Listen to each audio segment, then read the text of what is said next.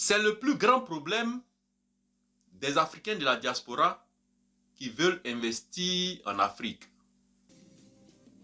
Et c'est l'un des blocages au développement de nos pays africains. C'est vraiment un mal profond. Mais avant de parler de ce grand problème, voyons ce que la Banque mondiale dit sur les Africains de la diaspora. Selon la Banque mondiale, la diaspora africaine est devenue la principale source de financement extérieur du continent.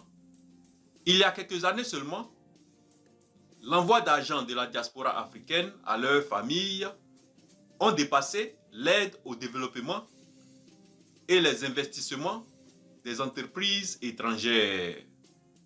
La Banque mondiale parle de 49 milliards de dollars en 1919, sans compter les transferts d'argent informels qui ne peuvent pas être comptabilisés.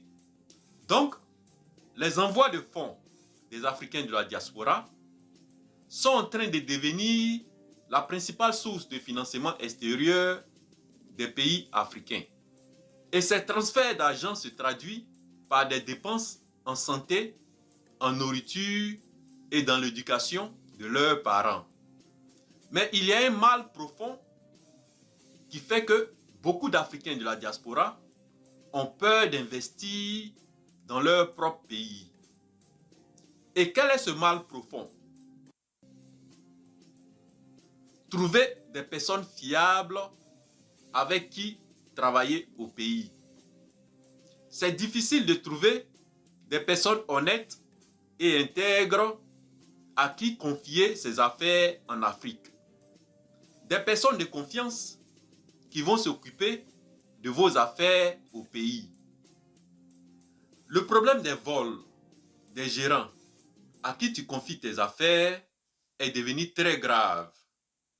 Le problème des vols des personnes que tu emploies pour travailler pour toi est devenu très grave. On peut penser que les membres de notre propre famille peuvent s'occuper de nos affaires sans problème. Mais en réalité, ils cherchent tous une occasion pour te voler. On peut penser que on peut faire confiance à nos amis au pays. Mais en réalité, ils cherchent tous à nous doubler. Et c'est très difficile de trouver des collaborateurs qui sont fiables, des personnes honnêtes et intègres, des personnes de confiance. Parce que le vol est maintenant normalisé. L'honnêteté est devenue une compétence à part entière. Et ce problème, ce n'est pas un problème qui a commencé aujourd'hui. Ça existe depuis longtemps. Prenons l'exemple d'Izzy Khan, le fondateur d'UTB, l'Union des transporteurs de Bouaké, l'apprenti mécanicien qui est devenu multimilliardaire en euros. J'ai même fait une vidéo sur l'histoire d'Izzy Khan, qui est l'une des vidéos les plus populaires de cette page Facebook, avec plus de 2,5 millions de vues. Si tu n'as pas encore vu cette vidéo, je vais mettre le lien dans les commentaires et dans la description de cette vidéo.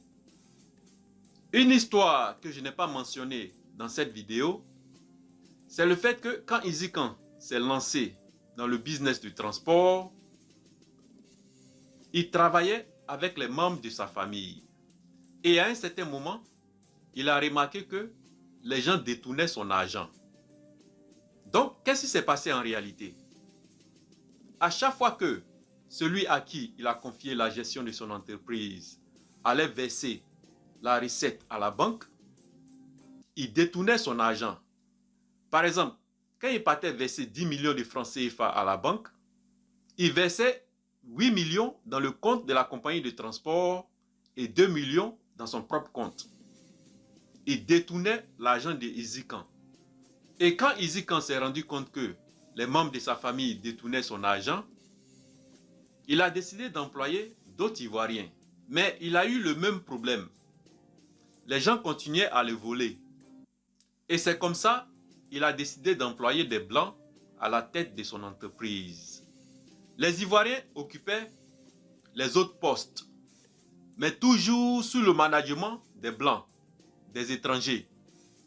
Et c'est ce qui a permis à Izikan de devenir le leader dans le transport en Côte d'Ivoire. Il faut avoir le courage d'en parler.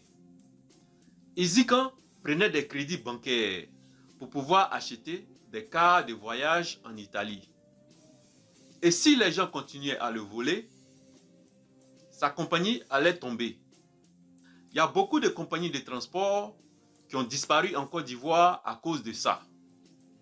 Malgré la déchirure que ça a laissé dans son cœur, il n'avait pas d'autre choix que d'employer des Blancs, des étrangers, pour diriger sa compagnie. Donc on voit que ce n'est pas un problème des petits entrepreneurs. Les grands entrepreneurs africains ont ce même problème. Aliko Dangote a eu le même problème au Nigeria. Il arrivait à un point où il emploie les Indiens à la direction de ses compagnies. Il donne les postes stratégiques de ses compagnies aux étrangers. Parce que simplement, les Nigériens volent le vol. Parce qu'il a remarqué que quand il met les Nigériens à la tête de ses compagnies, les gens le volent. C'est un problème sérieux dans les pays africains. Par exemple, en RDC, République démocratique du Congo, si tu es un entrepreneur et que tu veux prospérer, tu dois employer les Indiens ou les Sud-Africains pour diriger ton entreprise. Et c'est ce que font les entrepreneurs qui veulent réussir aujourd'hui en RDC. Ils emploient des Indiens ou des Sud-Africains à la tête de leur compagnie. Et moi, à mon niveau, j'ai connu ce problème-là aussi. Quand je me suis lancé dans le business de taxi avec mon partenaire il y a plusieurs années, on a eu le problème de bons gérants, le problème de bons chauffeurs et le problème de bons mécaniciens. C'est ces trois problèmes-là qui existent dans ce business-là. On était obligé de trouver une solution. Donc, on a créé un système de contrôle qui nous a permis de gérer notre business à distance. Et j'ai même publié un livre sur Amazon pour partager notre système de contrôle dans ce business-là. Un livre qui a été vraiment populaire. Et aujourd'hui, il y a toujours ce même problème-là. Le problème de vol.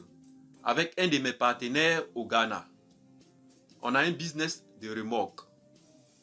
Mon partenaire qui vit au Ghana est venu passer une semaine de congé ici à Londres, il y a quelques semaines. Voici ce qu'il m'a dit. Nos chauffeurs nous volaient à peu près 40 € à chaque fois qu'ils faisaient le plein pour les camions. Ils se sont mis ensemble pour nous voler 40 € à chaque fois qu'ils faisaient le plein, pour ne pas qu'on s'en rende compte. C'est seulement quand il a changé de gérant qu'il s'est rendu compte que tous nos chauffeurs nous volaient à chaque fois qu'on faisait le plein pour l'essence de nos remorques.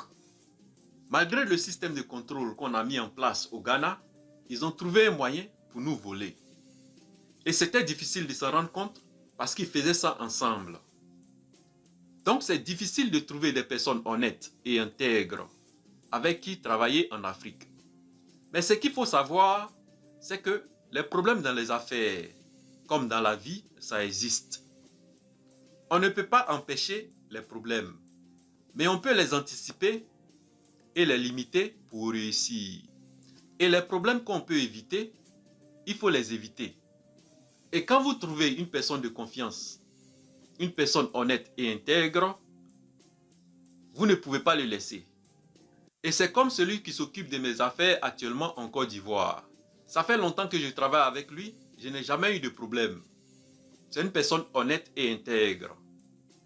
Donc pour ceux qui cherchent quelqu'un pour s'occuper de leurs affaires en Côte d'Ivoire, vous pouvez m'envoyer un message privé en inbox. Et je vais vous mettre en contact avec lui. Comme d'habitude, likez, partagez et abonnez-vous. Et on se revoit dans une autre vidéo.